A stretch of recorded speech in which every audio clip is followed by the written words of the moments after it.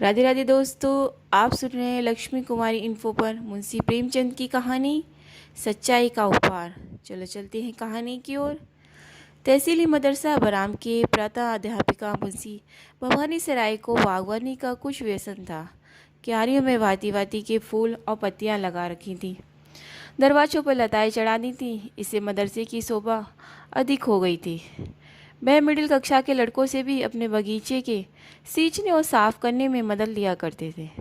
अधिकांश लड़के इस काम को रुचिपूर्वक करते। इससे उनका मनोरंजन तो होता ही था, किंतु दर्जे में 4-5 लड़के जमींदार के भी थे।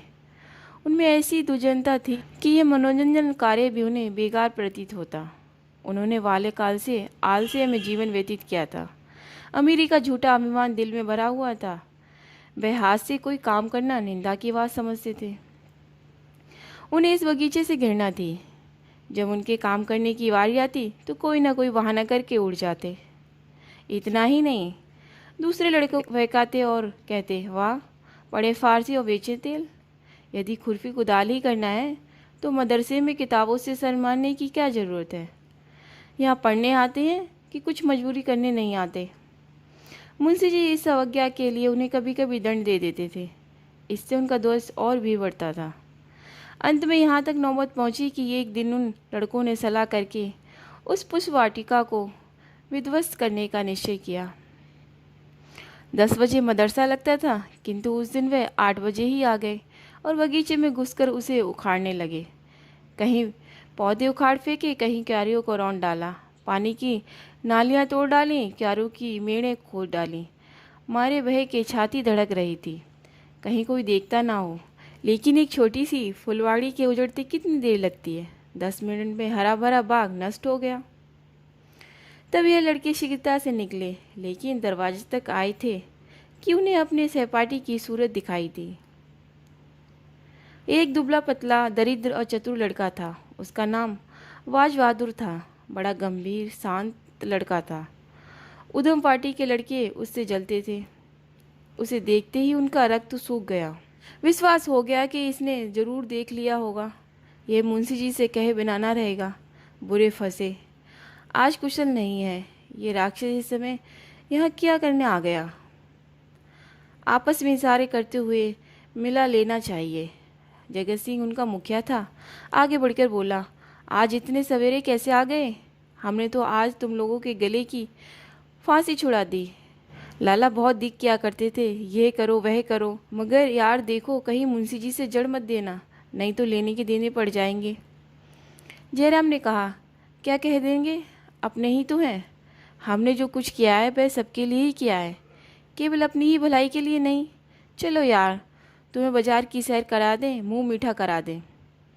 बाज बहादुर ने कहा, नहीं, मुझे आज घर पर पाठ याद करने का अवकाश नहीं मिला, यहीं बैठकर पढ़ूंगा। जगत सिंह, अच्छा मुंशी जी से कहोगे तो ना? बाज बहादुर, मैं स्वयं कुछ ना कहूँगा, लेकिन उन्होंने मुझसे पूछा तो। जगत सिंह, कह देना मुझे नहीं मालूम। बाज बहादुर, ये झूठ मुझसे ना बोला जाएगा। जयराम, अगर तुमने चुगली खाई और हमारे ऊपर मार पड़ी तो हम तुम्हें भी पीटे बिना ना छोड़ेंगे। बाज बहादुर, हमने कह दिया कि चुगली ना खाएंगे, लेकिन मुंशी जी ने पूछा तो झूठ भी ना बोलेंगे। जयराम, तो हम तुम्हारी हड्डियां भी तोड़ देंगे। बाज बहादुर, इसका तुम्हें अधिकार है। 10 बजे जब मदरसा लगा, मुंशी भवानी सराय ने बाग की यह दुर्दशा देखी तो क्रोध से आग हो गए। बाग उजड़ने का इतना खेद न था जितना लड़कों की शरारत का। यदि किसी सांड ने यह दुष्कर्म किया होता तो वे केवल हाथ मलकर रह जाते, किंतु लड़कों के इस अत्याचार को सहन ना कर सके। जो ही लड़के दरवाजे में बैठ गए, वे तेवर बदले हुए आए और पूछा, ये बाग किसने उजाड़ा है? कमरे में सन्नाटा छा गया। अपराधियों के चेहरों पर हवाइयाँ उड़ने लगीं। मिडिल कक्षा के 25 विद्यार्थियों में कोई ऐसा ना था जो इस घटना को ना जानता हो, किंतु किसी में यह साहस ना था कि उठकर साफ साफ कह दे। सबके सब सिर झुकाए मौन धारण किए बैठे थे। मुंशी जी का क्रोध और भी प्रचंड हुआ। चिल्लाकर बोले, मुझे विश्वास है कि तुम्ही लोगों में से किसी की शरारत है। जिसे मालूम होता है स्पष्ट कह दे, नहीं तो मैं एक सिर से पीटना शुरू करूँगा। फिर कोई यह ना कहे कि हम निरपराध मारे गए। एक लड़का भी ना बोला। वही सन्नाटा। मुंशी जी देवी प्रसाद, तुम जानते हो? देवी, नहीं, मुझे कुछ नहीं मालूम। शिवदंत, तुम जानते हो? जी नहीं, मुझे कुछ नहीं मालूम। बाज बहादुर, तुम कभी झूठ नहीं बोलते, तुम्हें मालूम है? बाज बहादुर खड़ा हो गया। उसके मुखमंडल पर वीरत्व का प्रकाश था, नेत्रों में साहस झलक रहा था। बोला, जी हाँ। मुंशी जी ने कहा, शाबाश। अपराधियों ने बाज बहादुर की ओर रक्तवर्ण आंखों से देखा और मन में कहा, अच्छा। भवानी सराय बड़े धैर्यवान मनुष्य थे। यथाशक्ति लड़कों को यातना नहीं देते थे, किंतु ऐसी दुष्टता का दंड देने में वे लेश मात्र भी दया न दिखाते थे। छड़ी मंगाकर 5 अपराधियों को 10-10 छड़ियाँ लगाईं। सारे दिन बेंच पर खड़ा रखा और चाल चलन के रजिस्टर में उनके नाम के सामने काले चिन्ह बना दिए।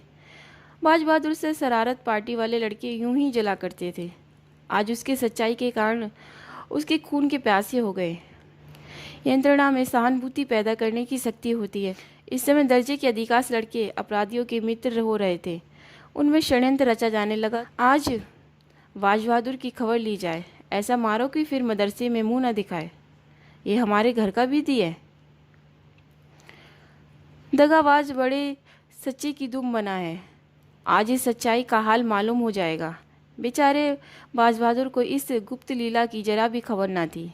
विद्रोही ने उसे अंधकार में रखने का पूरा यत्न किया था। छुट्टी होने के बाद बाज बहादुर घर की तरफ चला। रास्ते में एक अमरूद का बाग था। वहाँ जगत सिंह और जयराम कई लड़कों के साथ खड़े थे। बाज बहादुर चौंका, समझ गया कि ये लोग मुझे छेड़ने पर उतारू हैं, किंतु बचने का कोई उपाय न था। कुछ हिचकता हुआ आगे बढ़ा। जगत सिंह बोला, आओ लाला, बहुत राह दिखाई, आओ सच्चाई का इनाम लेते जाओ। बाज बहादुर, रास्ते से हट जाओ, मुझे जाने दो। जयराम, जरा सच्चाई का मजा तो चखते जाइए। बाज बहादुर, मैंने तुमसे कह दिया कि जब मेरा नाम लेकर पूछेंगे तो मैं कह दूंगा। जयराम, हमने भी तो कह दिया था कि तुम्हें इस काम का इनाम दिए बिना न छोड़ेंगे। ये कहते हुए वे बाज बहादुर की तरफ घूंसा तान कर बढ़ा। जगत सिंह ने उसके दोनों हाथ पकड़ने चाहे। जयराम का छोटा भाई शिवराम अमरूद की एक टहनी लेकर झपका। शेष लड़के चारों तरफ खड़े होकर तमाशा देखने लगे। ये रिजर्व सेना थी जो आवश्यकता पड़ने पर मित्र दल की सहायता के लिए तैयार थी। बाज बहादुर दुर्बल लड़का था। उसकी मरम्मत करने की वे 3 मजबूत लड़के काफ़ी थे। सब लोग यही समझ रहे थे कि क्षण भर में तीनों उसे गिरा लेंगे। बाज बहादुर ने देखा कि शत्रु ने शस्त्र प्रहार करना शुरू कर दिया है, तो उसने कनखियों से इधर उधर देखा। तब तेजी से झपटकर शिवराम के हाथ से अमरूद की टहनी छीन ली और 2 कदम पीछे हटकर टहनी ताने हुए बोला, तुम मुझे सच्चाई का इनाम या सजा देने वाले कौन होते हो? दोनों ओर से दांव पेच होने लगे। बाज बहादुर था तो कमज़ोर था, पर अत्यंत चपल और सतर्क था। उस पर सत्य का विश्वास हृदय को और भी बलवान बनाए हुए था। सत्य चाहे सिर कटा दे, लेकिन कदम पीछे नहीं हटता। कई मिनट तक बाज बहादुर उछल उछल कर बार करता और हटता रहा, लेकिन अमरूद की टहनी कहाँ तक थाम सकती। जरा देर में उसकी दचियाँ उड़ गईं। जब तक उसके हाथ में वह हरी तलवार रही, कोई उसके निकट आने की हिम्मत न करता था। निहत्था होने पर भी वह ठोकरों और गुस्से से जवाब देता रहा, मगर अंत में अधिक संख्या न विजय पाई। बाज बहादुर की पसली में जयराम का एक घूंसा ऐसा पड़ा कि वह बेदम होकर गिर पड़ा। आंखें पथरा गईं और मूर्छा सी आ गई। शत्रु ने यह दशा देखी तो उनके हाथों के तोते उड़ गए। समझे इसकी जान निकल गई। बेहताशा भागे। कोई 10 मिनट के पीछे बाज बहादुर सचेत हुआ। कलेजे पर चोट लग गई थी। घाव ओछा पड़ा था, जिस पर भी खड़े होने की शक्ति न थी। साहस करके उठा और लड़खड़ाता हुआ घर की ओर चला। उधर ही विजय दल भागते भागते जयराम के मकान पर पहुंचा। रास्ते में ही सारा दल तीतर बितर हो गया। कोई इधर से भागा, कोई उधर से भागा। कठिन समस्या आ पड़ी थी। जयराम के घर तक केवल 3 सुदृढ़ लड़के पहुंचे। हाँ, पहुंचकर उनकी जान में जान आई। जयराम, कहीं मर ना गया हो? मेरा घूंसा खूब बैठ गया था। जगत सिंह, तुम्हें पसली में नहीं मारना चाहिए था। अगर तिल्ली फट गई होगी तो ना बचेगा। जयराम, यार मैंने जान के थोड़ी मारा था, संयोग ही था। अब बताओ क्या किया जाए? जगत सिंह, क्या करना है? चुपचाप बैठे रहो। जयराम, कहीं मैं अकेला तो ना फंसूंगा? जगत सिंह, अकेले कौन फंसेगा, सबके सब चलेंगे। जयराम, अगर बाज बहादुर मरा नहीं तो उठकर सीधे मुंशी जी के पास जाएगा। जगत सिंह, और मुंशी जी कल हम लोगों की खाल अवश्य उधेड़ेंगे। जयराम, इसलिए मेरा सलाह है कि कल से मदरसे जाओ ही नहीं, नाम कटा के दूसरी जगह चलें, नहीं तो बीमारी का बहाना करके बैठे रहें। महीने 2 महीने के बाद जब मसला ठंडा पड़ जाएगा तो देखा जाएगा। श्रीराम, और जो परीक्षा होने वाली है? जयराम, ओहो, इसका तो ख्याल ही न था, 1 ही महीना तो और रह गया है। जगत सिंह, तुम्हें अब की जरूर वजीफ़ा मिलता। जयराम, हाँ, मैंने बहुत परिश्रम किया था। तो फिर? जगत सिंह, कुछ नहीं, तरक्की तो हो ही जाएगी, वजीफे से हाथ धोना पड़ेगा। जयराम, बाज बहादुर के हाथ लग जाएगा। जगत सिंह, बहुत अच्छा होगा, बेचारे ने मार भी तो खाई है। दूसरे दिन मदरसा लगा। जगत सिंह, जयराम, शिवराम तीनों गायब थे। वली मोहम्मद पैर पे पट्टी बांधे आए थे, लेकिन भय के मारे बुरा हाल था। कल के दर्शकगण भी थरथरा रहे थे कि कहीं हम लोग गेहूं के साथ घुन की तरह न पिस जाए। बाज बहादुर नियमानुसार अपने काम में लगा हुआ था। ऐसा मालूम होता था कि मानो उसे कल की बातें याद ही नहीं है, किसी से उनकी चर्चा न की। हाँ, आज वह अपने स्वभाव के प्रतिकूल कुछ प्रश्नचिन्ह दिख पड़ता था। विशेष कल के योद्धाओं में से वह अधिक हिला मिला हुआ था। वह चाहता था कि ये लोग मेरी ओर से निशंक हो जाएं। रातवीर की विवेचना के पश्चात उसने यह निश्चय किया था, और आज जब संध्या समय वह घर चला तो उसे अपनी उदारता का फल मिल चुका था। उसके शत्रु लज्जित थे और उसकी प्रशंसा करते थे। मगर ये तीनों अपराधी दूसरे दिन भी ना आए। तीसरे दिन भी उनका कोई पता ना था। वे घर से मदरसे को चलते, लेकिन देहात की तरफ निकल जाते। वहाँ दिन भर किसी वृक्ष के नीचे बैठे रहते अथवा गुल्ली डंडे खेलते। शाम को घर चले आते। उन्होंने यह पता लगा ही लिया था कि समर के अन्य सभी योद्धागण मदरसे आते हैं और मुंशी जी उनसे कुछ नहीं बोलते, किंतु जिससे शंका दूर ना होती थी। बाज बहादुर ने जरूर कहा होगा, हम लोगों के जाने की देर है। गए और बेवाक की पड़ी, यही सोचकर मदरसे आने का साहस ना कर सकते थे। चौथे दिन प्रातःकाल तीनों अपराधी बैठे सोच रहे थे कि आज किधर चलना चाहिए। इतने में बाज बहादुर आता हुआ दिखाई दिया। इन लोगों को आश्चर्य हुआ, परंतु उसे अपने द्वार पर आते देखकर कुछ आशा बन गई।